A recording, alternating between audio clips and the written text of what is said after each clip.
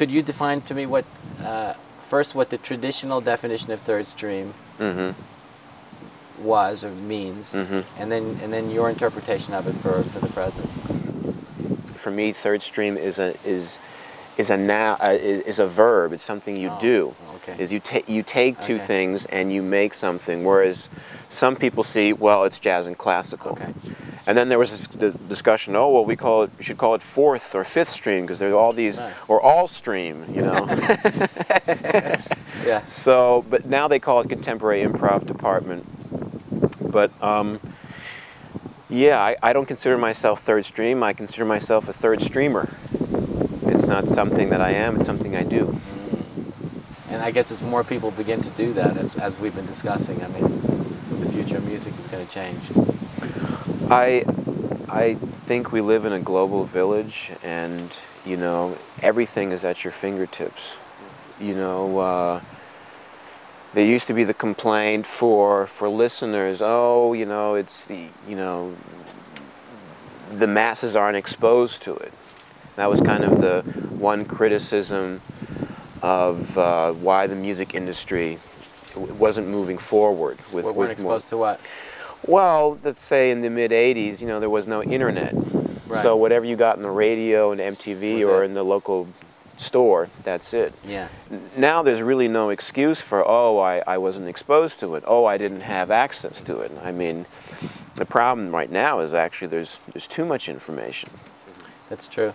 But you know, any second you could check out Indian music online. You could go to Turkish music sites. You could, you know, and you can listen to. Everyone has their, or at least they have clips of their music online. That's actually how I got turned on to some of these microtonal composers. Is there something you're trying to do with your music and through your music in terms of conveying not only kind of an emotional experience, but is there any implicit, explicit, a kind of philosophical, spiritual message that you're trying to convey, or is it strictly within the realm of wanting to convey an emotion through music?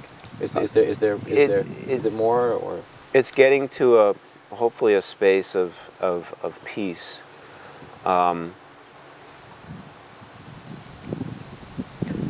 Obviously, I guess Screaming Headless Torsos is the more cathartic approach.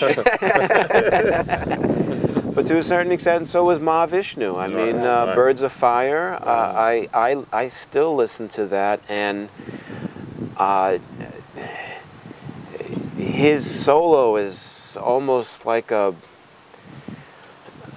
burning fire of flames, and it's kind of, it obliterates everything, and then it gets to another space. Explicitly, there's a piece that we did last night called Cult of the Eternal Sun. It's about tuning into your own inner light. Right.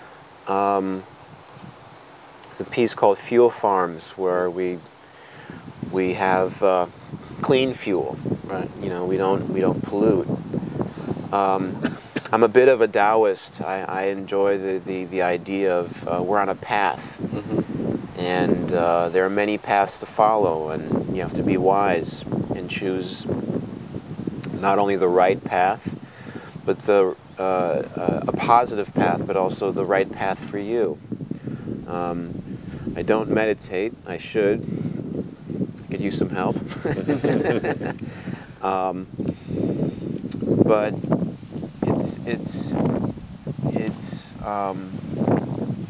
I don't consider myself a healer or a spiritual teacher, but I hope people will walk away feeling uplifted and inspired, maybe to do something in their own life, in their own field. Do you think there's something about the nature of kind of any great art, you know, in this case music, that when it's really performed, you know, with excellence and heart, that something transcendent that's inherently spiritual by nature is brought forth, you know, descends, enters into the world? Absolutely. I feel feel like we tune into something, or something tunes into us. Right. I played with the great drummer Bob Moses, and he had an interesting thing to say. He said, to a certain extent, we're the instruments in a music store of spirits. And you know, if you're positive and you try and do something really, you know, wonderful on your instrument, you kind of express that the way you dress and the way you look and the way you act. And he said, you know, in a way, we're kind of an instrument hanging on a wall, and these spirits are kind of looking around, like, wow, check out Andrew. I'm gonna pick up Andrew. I'm gonna jam out on Andrew tonight, man. You know. So, if you want to call it God or the Tao or spirits out there tuning in, I definitely think there's something happens. Absolutely.